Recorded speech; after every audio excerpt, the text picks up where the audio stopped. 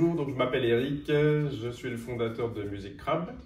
Je suis musicien et j'ai été professeur de solfège au conservatoire. Et c'est grâce à mes 182 élèves que j'ai eu l'idée de créer Musique Crabe pour apprendre à lire la musique en s'amusant.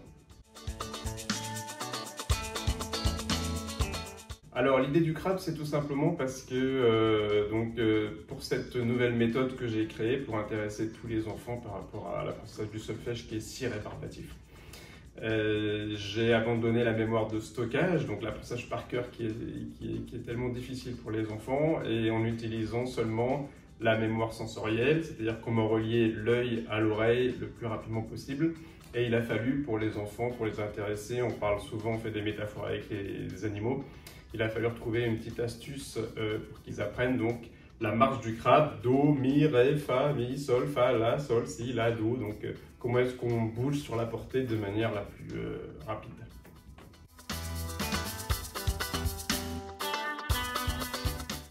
Alors j'ai créé cette application donc au bout d'1 an d'enseignement du solfège au conservatoire.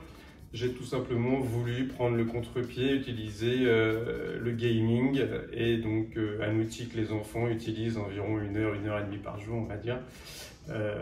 Voilà, pour qu'ils puissent faire du solfège et de la clé de sol tous les soirs en s'amusant. Et les premiers fans ont été bien sûr les parents. Alors l'appli, elle fonctionne très simplement. Vous choisissez donc d'abord dans quelle langue vous voulez vous exercer. Donc on a un clavier français, anglais, japonais, chinois, coréen, on a 9 claviers.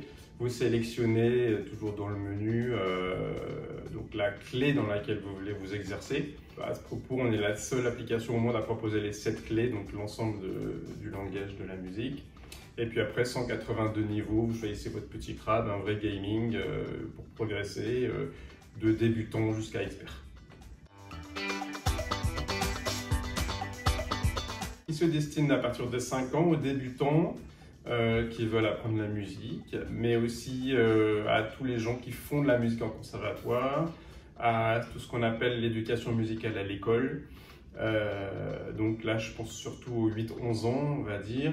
Et puis bien sûr, on s'est rendu compte que c'était un jeu auquel on pouvait jouer en famille, donc aussi avec maman, papa et aussi les grands-parents qui ont rêvé d'apprendre la clé de sol un jour.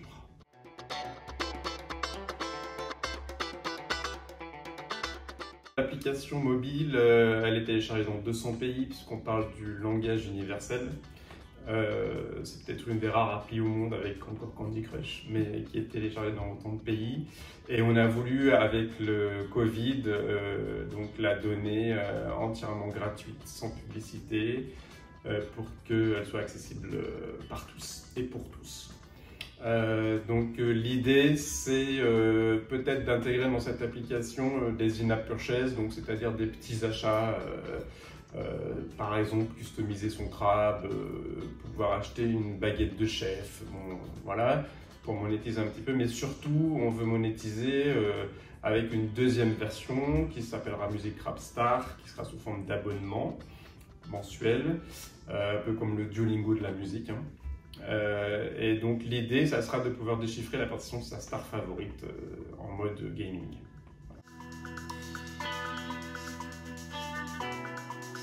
Alors le confinement a été un énorme accélérateur puisqu'on a multiplié par 10 les téléchargements. On est rentré à l'UNESCO comme ressource d'apprentissage à distance pour l'éducation musicale.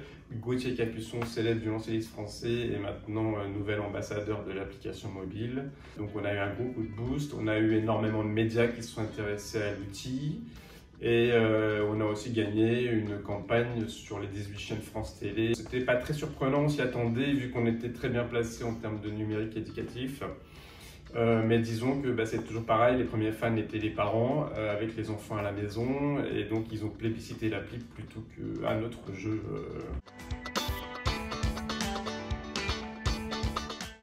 Alors voilà, pour cette version-là, on va donc introduire des in-app purchases, comme je disais tout à l'heure, des petits achats.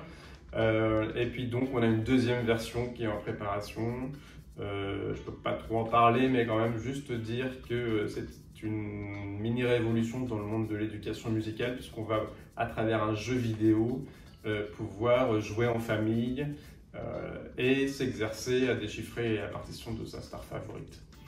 Et on pense aussi à une troisième application qui sera, elle, destinée aux musiciens pros et amateurs, parce qu'il y a beaucoup de musiciens amateurs aussi. L'idée, ça sera de se challenger sur le déchiffrage d'une partition, choisissant son instrument, et voilà, sous forme de battle.